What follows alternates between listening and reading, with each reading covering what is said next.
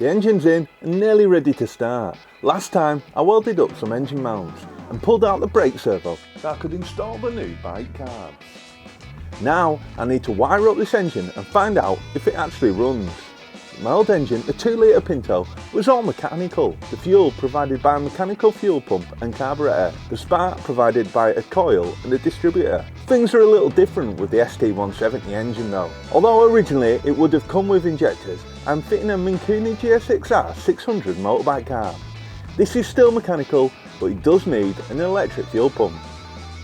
The spark, however, now comes from a coil pack and ECU. The ECU controls the ignition timing, and to do this it relies on a couple of sensors that need wiring in.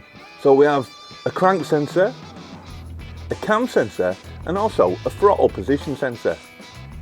As well as the spark, there's also one more thing that the ECU needs to control on this engine, and that is the variable valve timing. This changes the valve timings across the rev range to give optimal valve timings, and works by advancing or retarding the cam timing wheel. It's possible to lock this wheel in one position or switch between two, but having it controlled by a profile in the ECU unlocks the full power potential of the engine. The problem I'm having though is, as I've bought this second hand, I don't know much about the wiring. So to check it, I contacted Motorsport Electronics, who made this ECU. It's an earlier version of their NODIZ ECU, which is a separate box that controls the variable valve timing.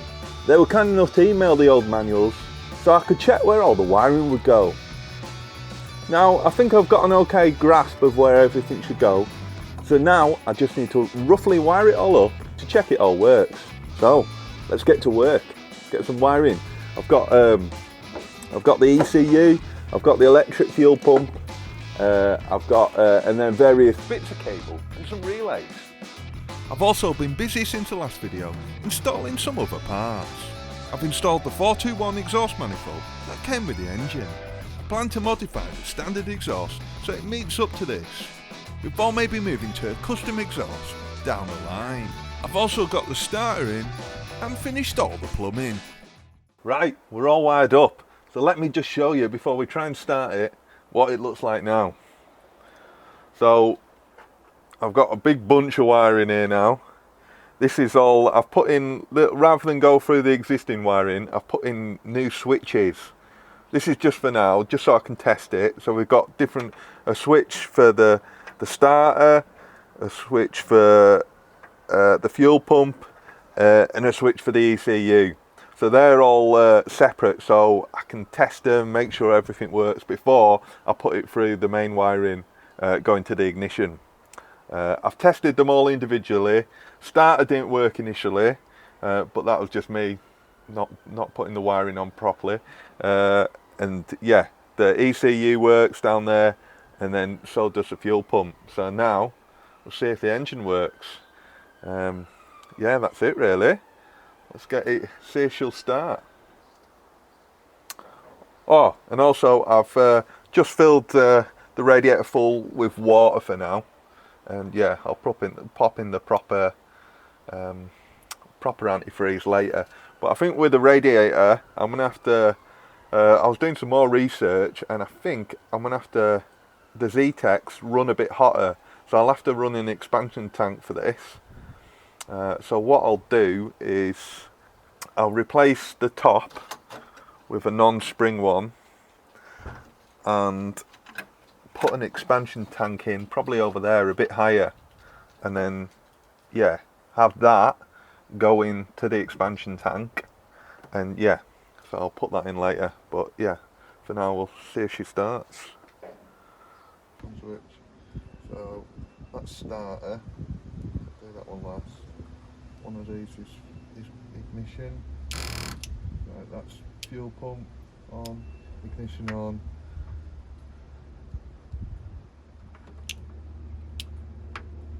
That's to switch it off, yeah, right.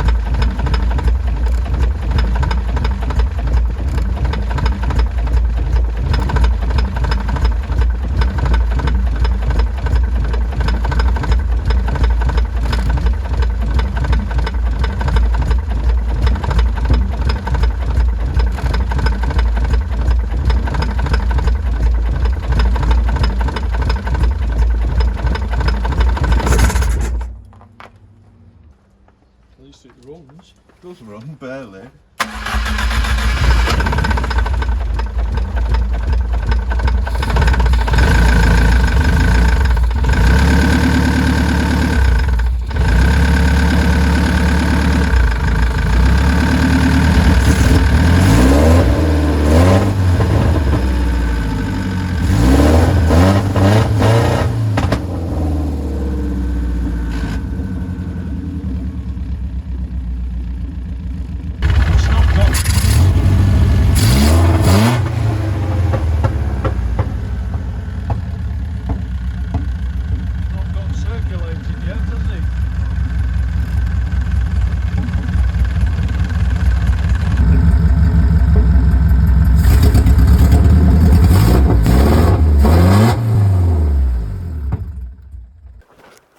Right, so it runs. I'm pretty happy with that.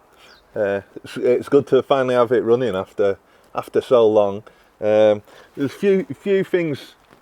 There's a few things I need to do now though.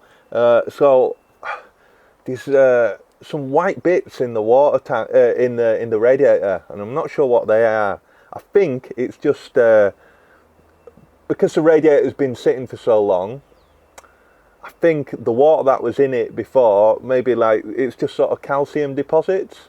So what I'll probably do now is give it a good flush out. I'll flush out as best as I can, and then yeah, get the water cycling a bit. So I'll connect the temperature sensor, the existing temperature gauge. I'll wire that up and connect it, so I can keep an eye on the water temperature and make sure it's not getting too hot, and hopefully the thermostat will open and then get pumping some water around.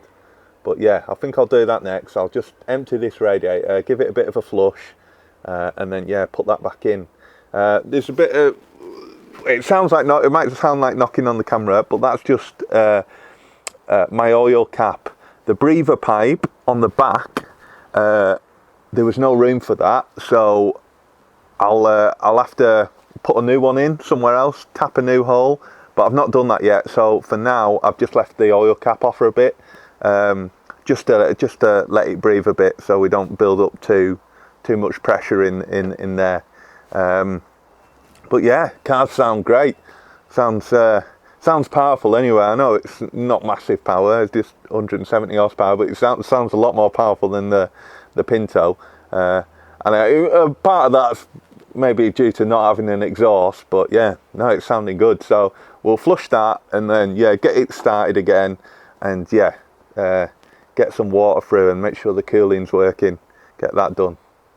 Right, so the next big job is making a start on this rust.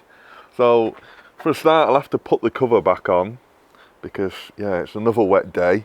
Seem to get a lot of them at the moment, so I'll definitely need that a cover on for doing the bodywork. But yeah, there's a few rust areas which I want to sort out while it's off the road, and they are on the front fenders are pretty tidy, but if you look under where are we? Move that out of the way. If you look under there, the rails which they're connected on are very rusty, and they've rotted away in some areas, like you see down there. So they're maybe not that well attached. It's the same on the other side. You'll see there under the bottom. Yeah, it's quite a bit of rust and it's rotted away. So I need to take the front fenders off and weld up the rails which are attached to.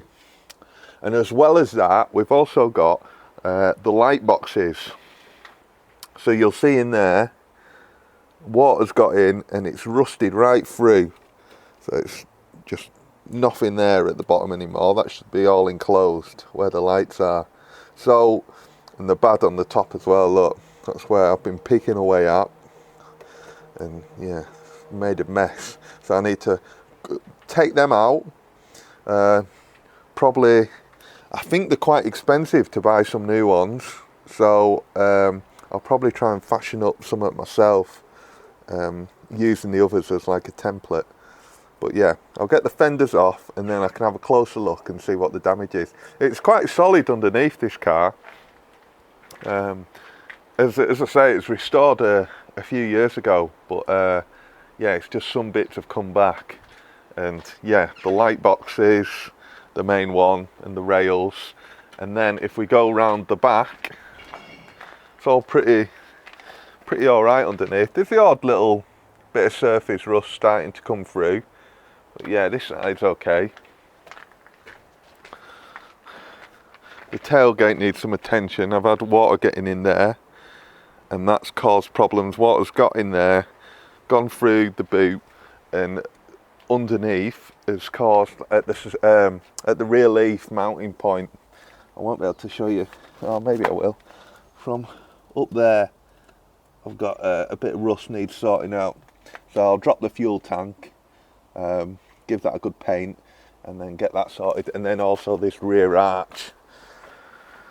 So yeah, quite a few rust repairs. Yeah, so very happy to get that engine running. Big relief. And next time we'll get on cracking, get some of these panels off and find out how bad the rust actually is. And probably get a cover back on as well, because yeah, British summer's here.